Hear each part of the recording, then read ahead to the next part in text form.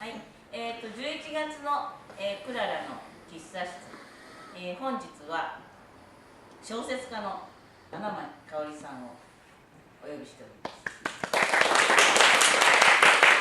す。で、筒谷さんもここに来られてたようだったので、私も初めてその時にここに来させてもらって、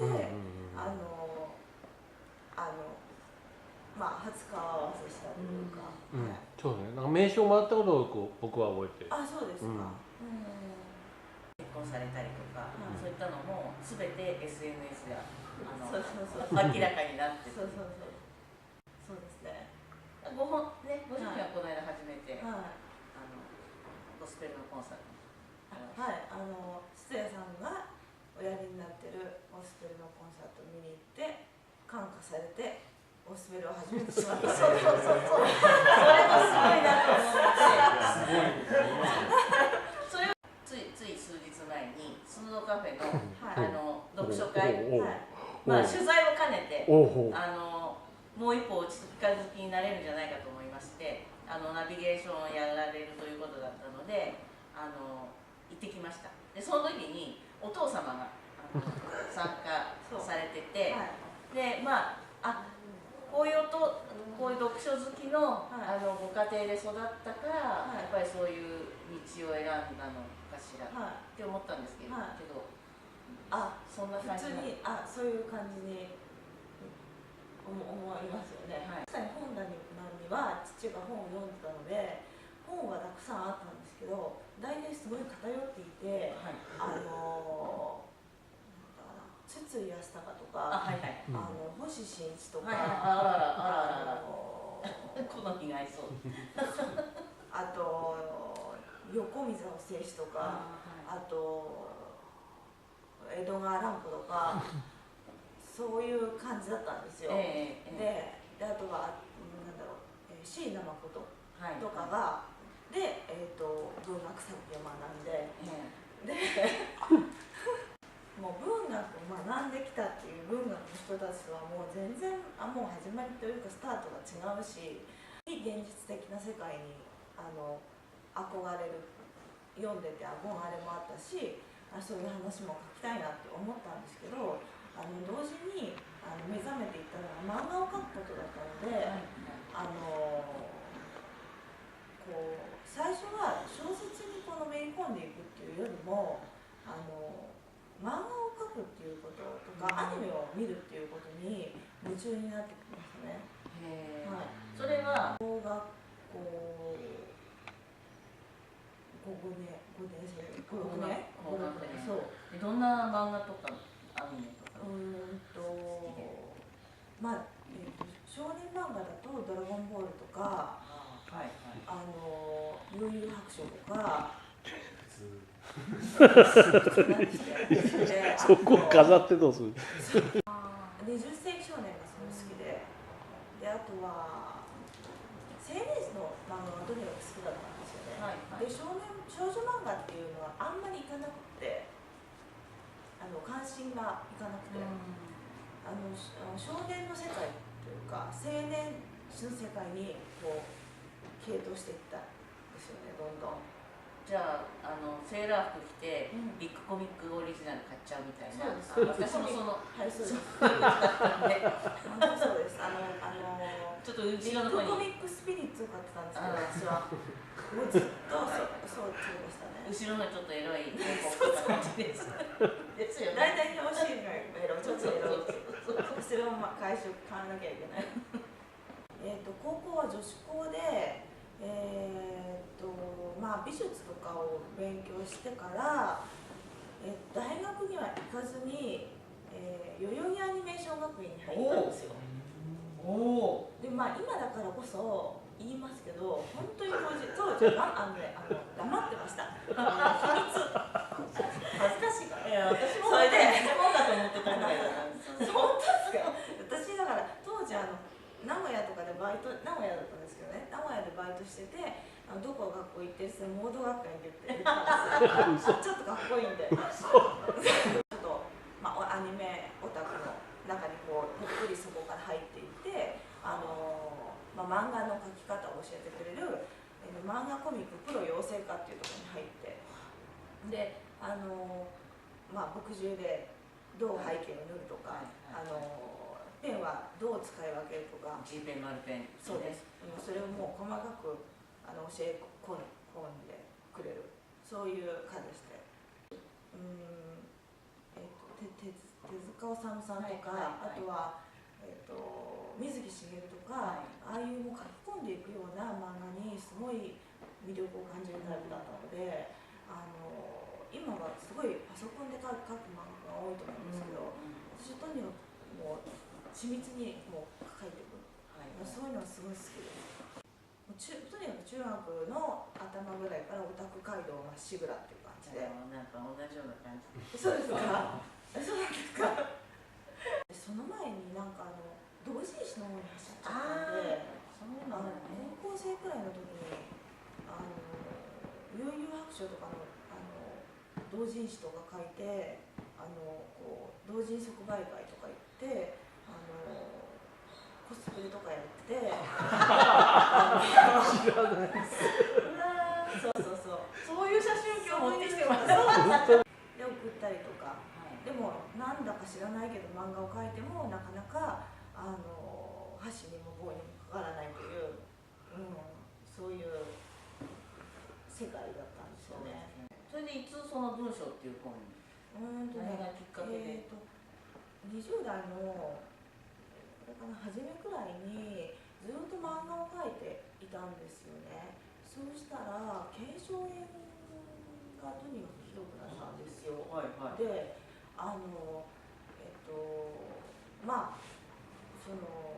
本当に腕が動かなくなるまで描くっていう書き方してたんですよね。壮絶だね。大丈夫です。そうでもう病院行ったら動かない、これじゃ動かなくなる、腕手が動かなくなるって言われて、注射を打って痛み止めの注射を打って痛みはその時消えるんですよ。スポーツ選手みたいな。だけどまた痛くなるじゃないですか。それでもうどんどん痛くなるからこれじゃあ仕事にもし仕事になったとしても仕事を続けて何十年も漫画家って長いから続けていけるわけないじゃんと思ってこんな手じゃ。で本当にその時私絶望的でそれだけが自分のなんかこう生きる支えだったんですよ。なんか歌手が声を失ってしまう。左利きなんですけど、左でもうとにかく私の左がこうダメになるみたいな。これがなくなったらもう何もなくなっちゃう。他にやってきたことが何にもないし、もうオタクとかずっとそんなんだったから他に何って言っても興味が湧かないんですよね。出てこないんですよね。だからすごいもう絶望的な気分になったんですよ。でそういったその絶望的な気分がもう漫画では表現できなかったんですよ。で書き殴ろうと思って気持ちをで原稿用紙がたまたまあったもんだから原稿用紙にもその時の自分の気持ちとかをバーって吐露したんですよ。それですっきりしたみたいな感じで書いて送ったんですよね。それ小さめの出版社なんですけど、そうしたら優秀賞を取っちゃったんですよ。その小説で初めてで小説いやこれでいけるかわからないけれども小説だったら少なくとも腕はもうそこまでは痛くならないというか漫画ほどはね、と思って小説でもしかしたら道が開けるかもしれないと思ったんですよね。っていうか思っちゃったんですよね。思い込みが激しかったんででそこでもう漫画をちょっともう一回捨ててもう小説一本にしてひたすら書きまくったんですよ。で研究していろんな誰に教えてもらうわけでもないのでとにかくいろんな小説読んで濁点とか間とか描写とか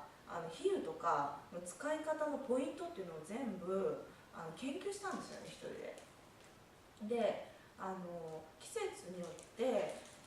どういう音が聞こえてきてるのかっていうのも自分で毎日散歩して、春夏秋冬どういう音が聞こえてきてるかっていうのを全部メモるだけの本っていうのを作って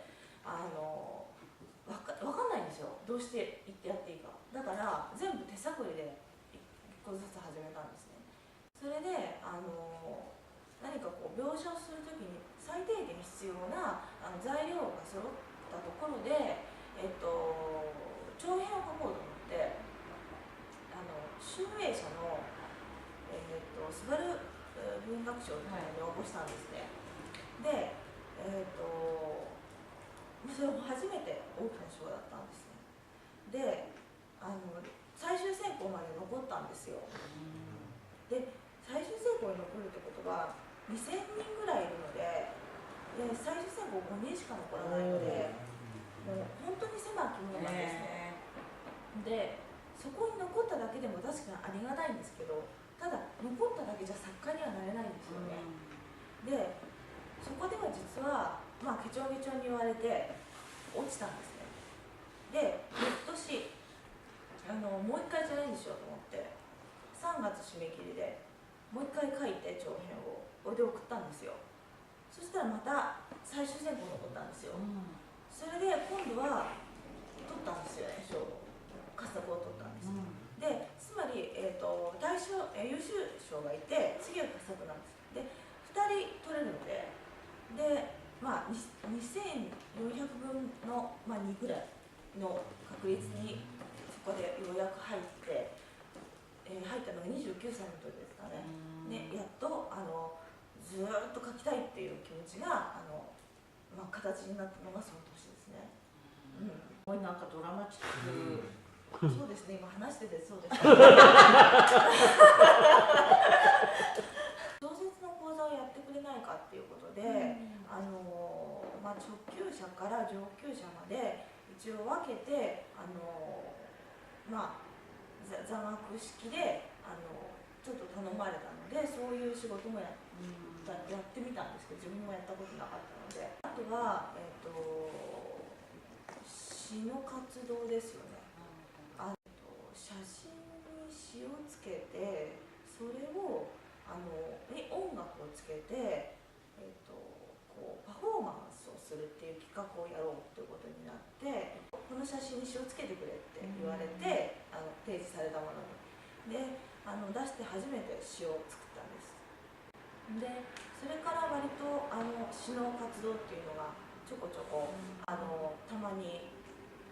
来るというか頼んでくれるようになって、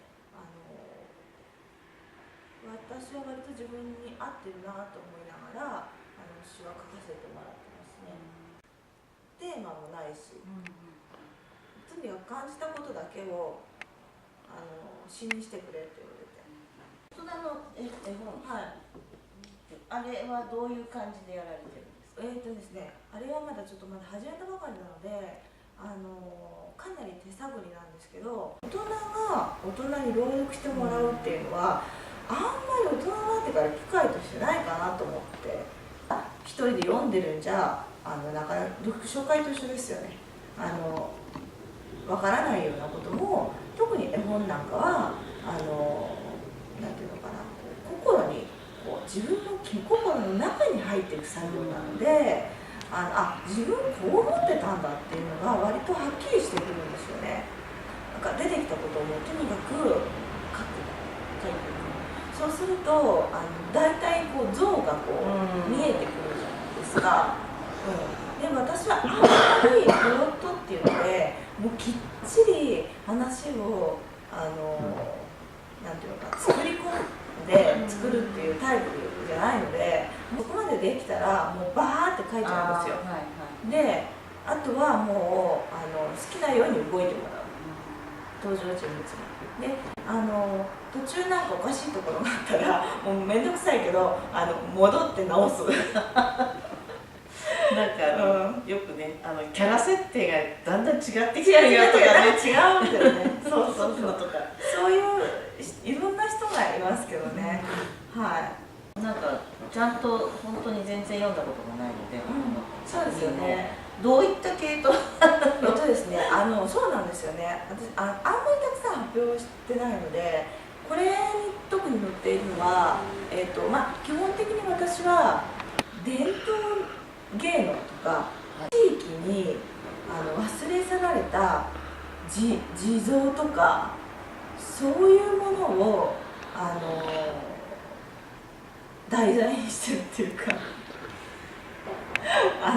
これは特にそういった地蔵清掃っていうのお地蔵さんを清掃する話なんですよ。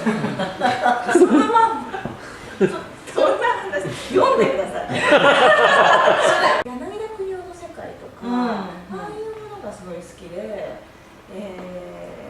なんかこう信仰心というか、というか具体的な実体のあるものじゃないです。自然の中の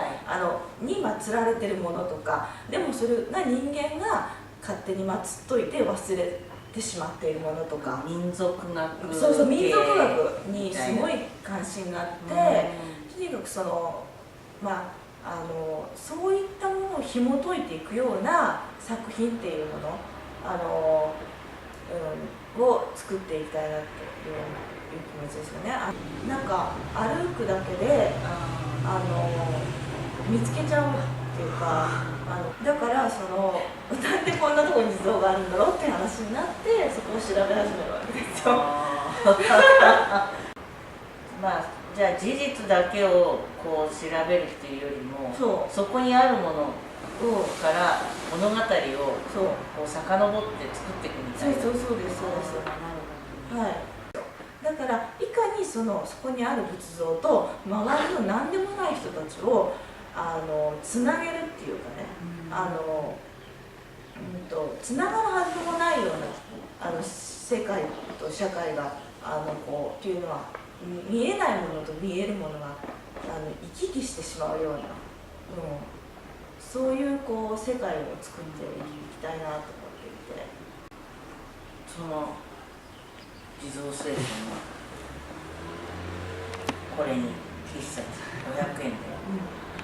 本日販売いたしますので、ぜひ。ラブレターの書き方とか。なるほどね。今ダメ？なんかうちのダメだ。主人の父親がラブレターの書き方っていうのを前文章講座でやったことがあるんですよ。ご主人のお父様も文章をそういった国語の教員だった人なので、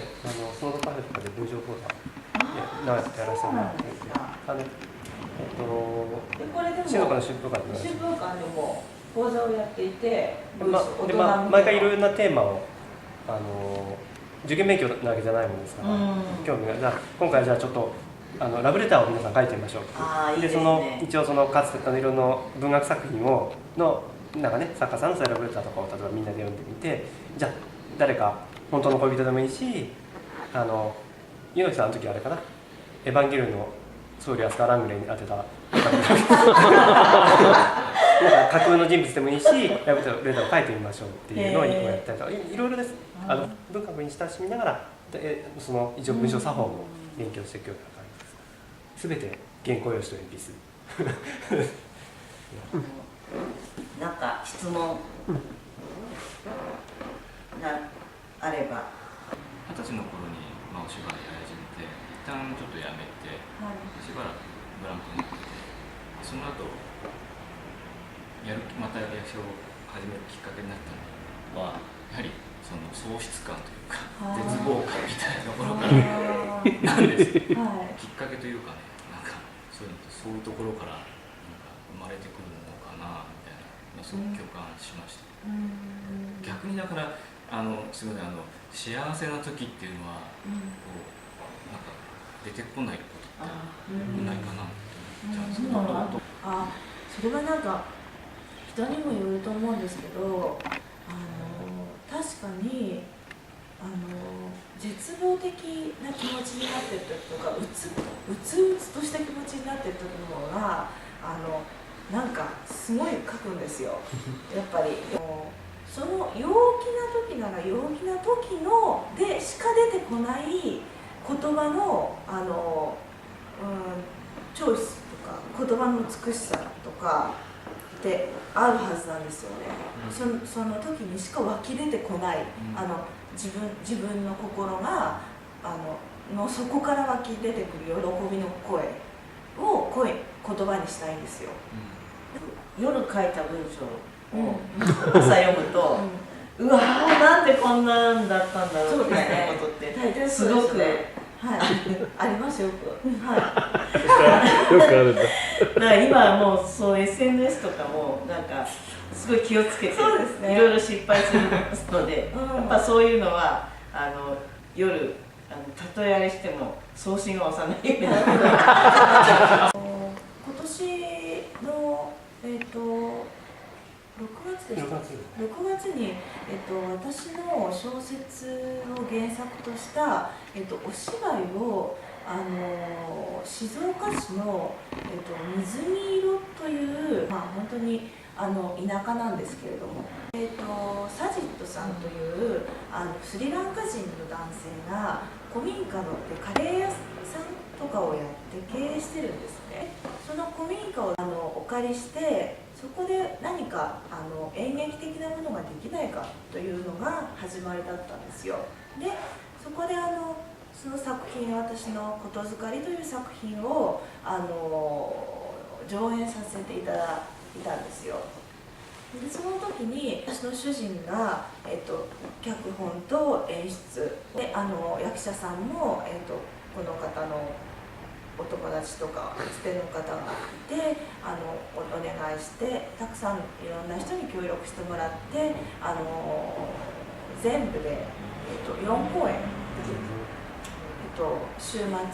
使ってやりました。自分が子供の頃に友達のうちにある大きなビデオカメラを使って映像作品を作っていたことを思い出したんですね。大人になったらまた作りたいなって思っていて、で今は人脈もいろいろだんだん揃ってきたし、また時間が皆さん会う時とか少し手伝ってもいいよなんていう人がいたら、また小さな商品を私が一応原作を書いて、主人に脚本を作ってもらって、短い短編の映像作品を作りたいかなって考えています。結果的にどういう形になるかなっていうのは分からないけれども、とりあえずやってみて自分のなんだろうな格好を見つけていくっていうかね、そういうなんか読み方をしていきたいですね。いろいろお互いに面白いことがあったら、そうですね。はい、ぜひ情報交換しましょう。はい、よろしくお願いします。はい、今日はありがとうございました。ありがとうございます。